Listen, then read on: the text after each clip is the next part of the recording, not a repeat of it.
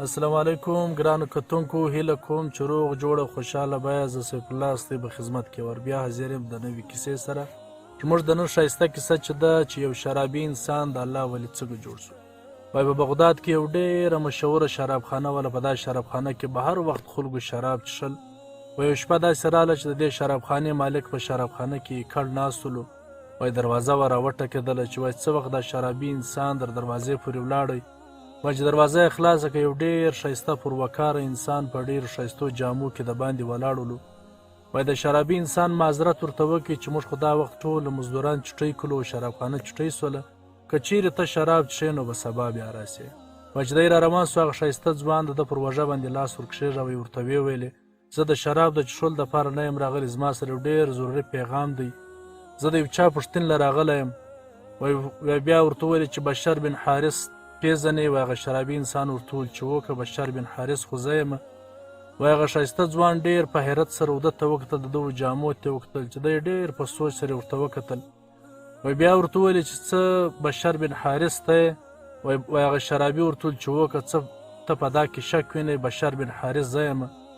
د هغه بعد هغه ځوان نو د ده لاس یې راپورته کړ، یو مچ یې کړ. بیا ورته وویلې چې د مځکې او د اسمانو بادشاه ماته وویلې چې ولاړ شه، دا ته زما یو دوست دی، پر هغه باندې زما سلام وایه. او بیا دا ورته ووایه چې تا زما و نامه ته کم عزت ورکړې، در قیامت تر ورځې پورې به زه ستا و نامه ته عزت ورکوم.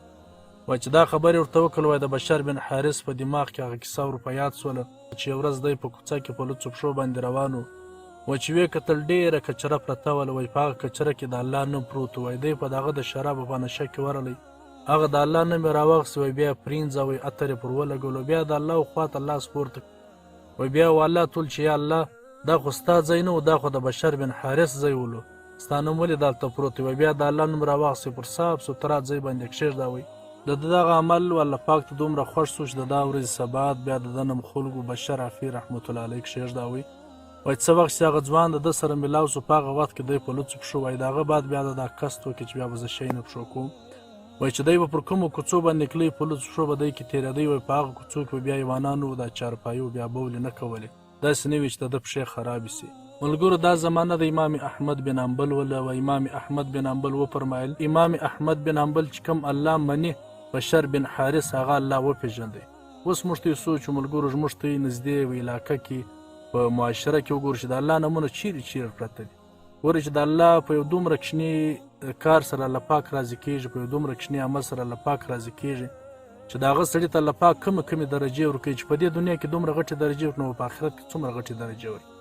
موږ ته یې سوچ و فکر وکړو چې موږ ته یې د روډ پر کنارو باندې په ګلیانو کې په کچرو کې څومره د الله نومونه پراته دي، او څومره د الله د رسولانو نومونه پراته دي، او څومره د قرآن ورکې پرتې دي.